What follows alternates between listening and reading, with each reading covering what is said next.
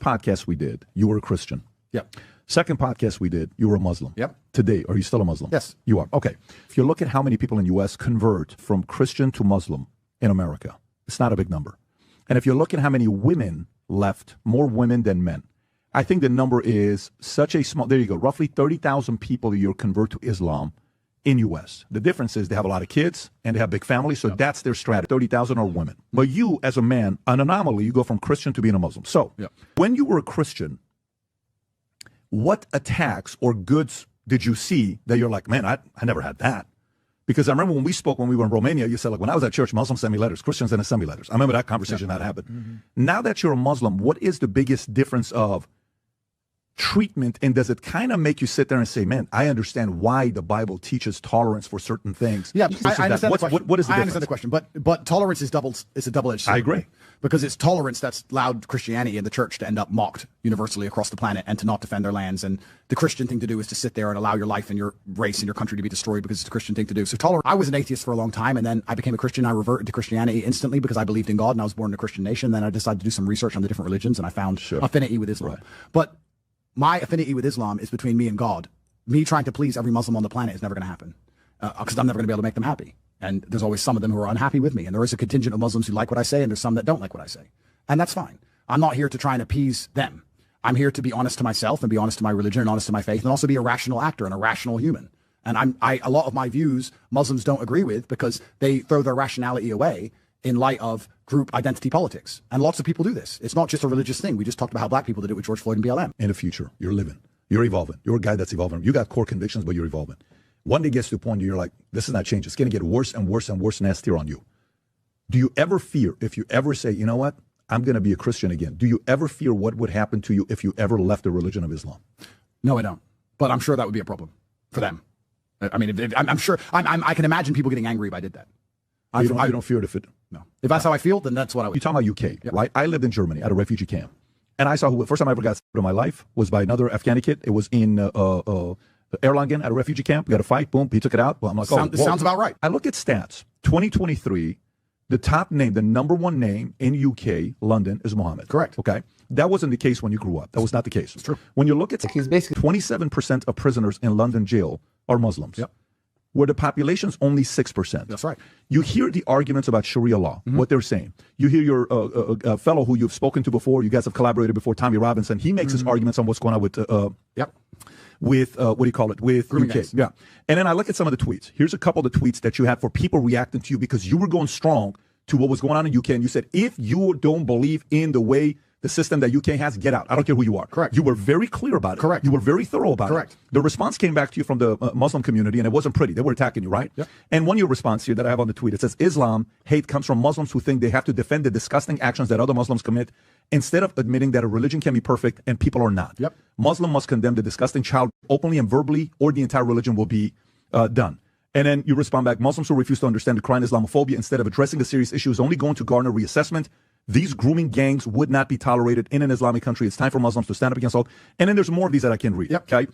And even to go back on what happened when the comments they made about Jesus Christ, you remember that as a Muslim, you said, I will never forget these scumbags for disgracing Jesus Christ, right? You've been a Muslim now for what, 2 years? I want to say 2 years, 2.5 years, something like that. How much do you link that to the issues that UK is facing? So the UK does have a problem where a lot of the culture is being eroded, and it's being eroded by an Islamic immigration. And this is going to make Muslims mad when I say it, but I understand why the native Brits feel threatened by that and are unhappy with that. When you talk about crime statistics, it's difficult because you can do the same thing with black people in the United States. But black people are a part of the United States. It's seen as racist to say that they're a lower percentage of the population, but they commit more of the crime. You can do the same with black people in the United States. But black people live here, and they're always going to live here. I like to be ultra realistic about all things. And I like the idea of Britain retaining its culture and feeling like England. A lot of this that happens in the UK isn't from Muslims particularly. It's actually from Christians from Africa. A lot of it's third worlders. A lot of it's black youths inside of London who do most of this thing, the majority of it. But there are first world Islamic nations which are much safer than any Western nation. So you have a lot of third world Christians which are coming in committing heinous crimes. The Southport killer, he was from Rwanda, I believe he's a Christian family, and he killed 4 or 5 little girls to death recently about the riots. There's a whole bunch of Christians who are people coming from the third world which are committing crimes as well. That's one of the reasons England's collapsing right now. There is a wealth flight. Everyone with money is leaving. And you know what's funny? They're leaving because of crime and Islam, and guess what they're leaving to? Dubai. All of them. So it's not an Islam problem. It's a crime problem. It's a unsafe streets. It's a government you can't trust. It's two-tier policing. That's what they're running from. I'll be honest with you. It's actually interesting when we attach Islam to these things. If you go to the UAE or Qatar or Bahrain, these countries have extremely strict immigration policies. They're extremely strict about Islamization and extremism and radicalization. And these countries are some of the most beautiful countries in the world to live in, and they're extremely safe. So I think the problem that we have with Europe and the UK specifically was actually summed up by somebody who knows the problem better than I, and it was the UAE foreign minister. Did you ever see what he said?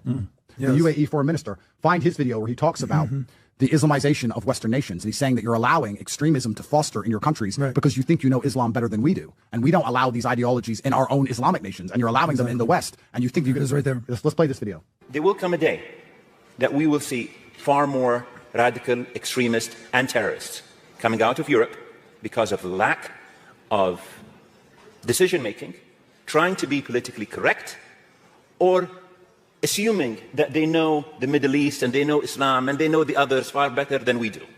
And I'm sorry, but that's pure ignorance. What do you think about that message? Well, you could say he's not a real Muslim. I guess that's what the Muslims of Great Britain would do, because they said that to me when I said that any Muslim who is not outraged by the crimes committed by Muslims is part of the problem.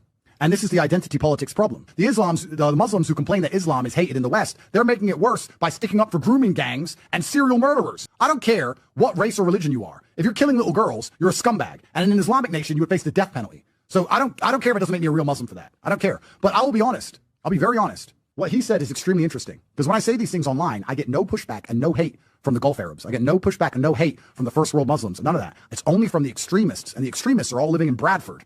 They're all living in the UK. It's really interesting that the most extreme points of view I get from for the things I say about Islam are from England. It's never from the Islamic and the Arabic world. I saw another really interesting thing, actually. I'd like someone to find it. It was a post I saw on Twitter from a Pakistani guy. And he said, I'm from Pakistan. I live in Islamabad. And I was recently in Birmingham. And it felt more Islamic.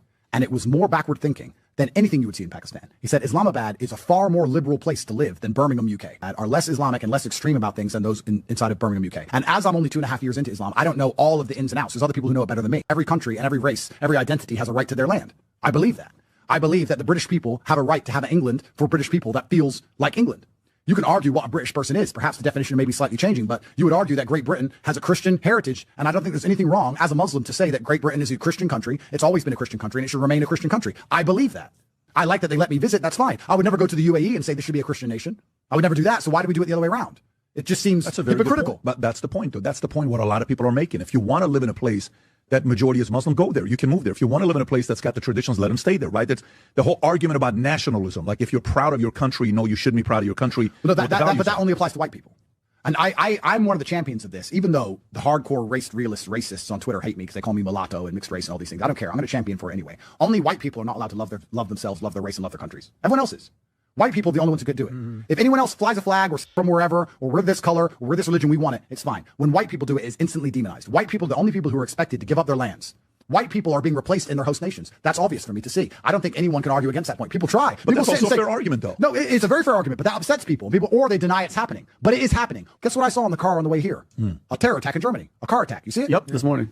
A Muslim ran over a bunch of white people in Germany this morning. But the white people in Germany can't band together to fight against it because then they are what?